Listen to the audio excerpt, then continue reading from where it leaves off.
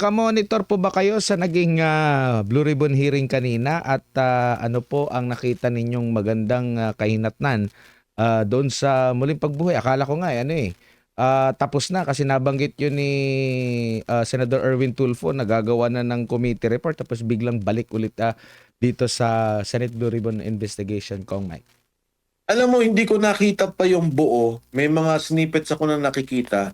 Pero parang ang klaro sa akin dito, may tatlong tao na involved sa bigayan sa Pangulo at gawaan ng paggagawa ng pondo or I'm sorry, order para mailabas yung pondo.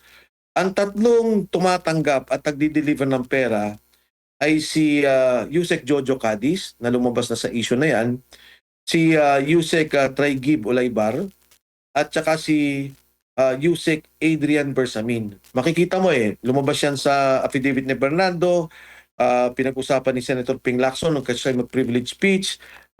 Nagsalita rin si Saldico, yung dun sa kay Yusek Jojo Cadiz. So parating lumalabas yung pangalan ng tatlong to. Kaugnay dito sa tatlong to, ang dalawang tao na talagang nakatutok pa dito ay si Secretary Amina Pangandaman at saka si Executive Secretary Lucas Bersamin. Bakit? Kasi 'di ba, ang pinag-usapan nila kanina yung delivery ng 8 billion. Saan ba nang galing 'yon? Sabi ni Saldico, "Oy, tumanggap ka ng 25 billion. Ako nagdala sa iyo." Ang sabi ni Senator Ping Lacson, "Saldico, mali ang sinasabi mo. Hindi ikaw ang nagdala. Ang nagdala ng pera ay si Yusek Bernardo. At ito ay kinuha ni Traigib Olaybar at ni Adrian Bersamin." Sabi na, di ba, yung 8 billion, which represents 16%, if I'm not mistaken, 15% of 50 billion. Parang ganyan yung pinag-usapan.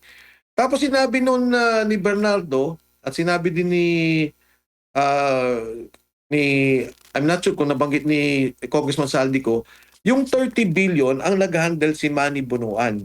So of the 100 billion, 50 billion ang nakay Yusek Bernardo, 30 billion ang nasa kay Secretary Manny Bunuan. So, bakit nagkaroon una ng 100 bilyon? Sino ang nag-exert ng pondong yan? Mangyayari lang yan sa kalaman ni E.S. Bersamin at ni Secretary Pangandaman. Paglabas ng pera, pumunta kay Bernardo. Siya ngayon ang nag-deliver kung ano yung kickback.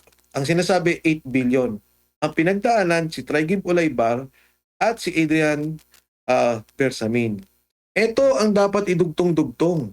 Doon sa kami na kaninang hearing, of course, hindi ko nakita yung kabuuan, pero narinig ko na yung mga pinagsasabi, yung affidavit nila dati nila Yusek Bernardo, at narinig ko na rin yung mga binabanggit ni Saldico. Madudugtong-dugtong mo na ito palang tatlong to tumatanggap ng pera, may dalawang taong nasa likod. Iba pa yung kay Secretary Manny Bunuan. Diyan na lang sila mag-focus.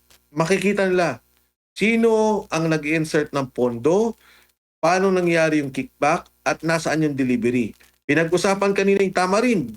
Yan daw ang delivery point. Yan, importante ang lugar na yan. Ano ang kinalaman ng lugar na to sa lahat ng perang pinag-uusapan natin?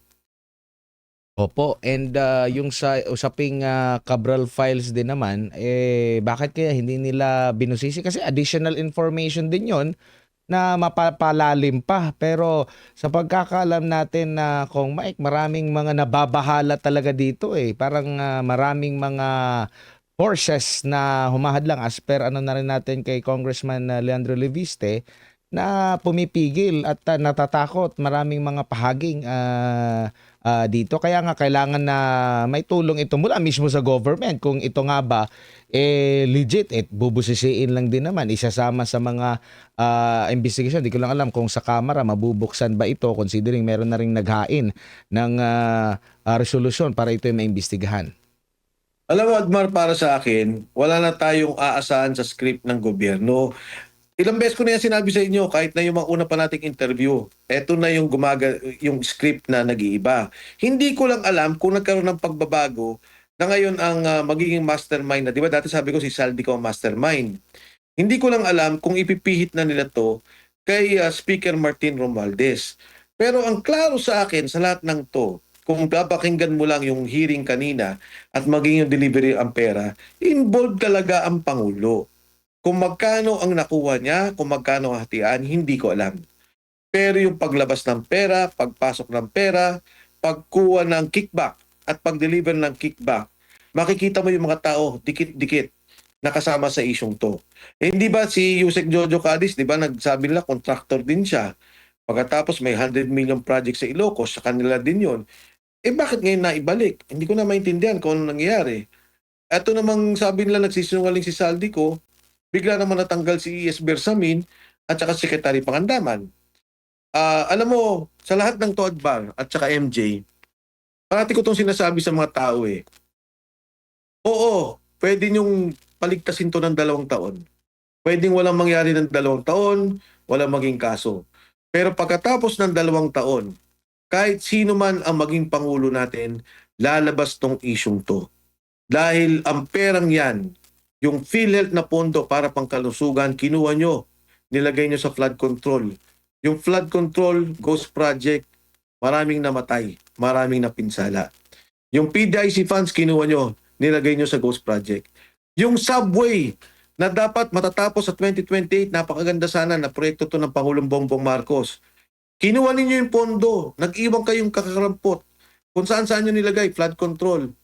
Ngayon, extended na, lalagpas na ng 2028, hindi niya na yan makikita o ma-inaugurate ang proyektong yan. Naririnig natin, bilyon-bilyon ang delivery ng pera. Mismong si Saldico na chairman nila ng appropriations, si Speaker Romualdez nung nagsalita na si Saldico, isang grupo yan eh. Chairman ng appropriations yan eh. Yan ang nagpapasok ng mga pondo. So lalabas din tong isyong to. Makikita ba natin ang hustisya ngayon? Sana. Sana magabayan ang ating bansa ng Panginoon at talagang magkaroon talaga ng... Kasi lumalabas, hindi mo mapigil ang paglabas ng mga tao at mga issue. Pero sa huli, kung mapigilan man nila, 2 taon lang, lalabas ang kabuuang katotohanan at lahat ng tao dito na may sangkot at may kinalaman, palagay ko naman magbabayad sa batas, magbabayad sa hustisya.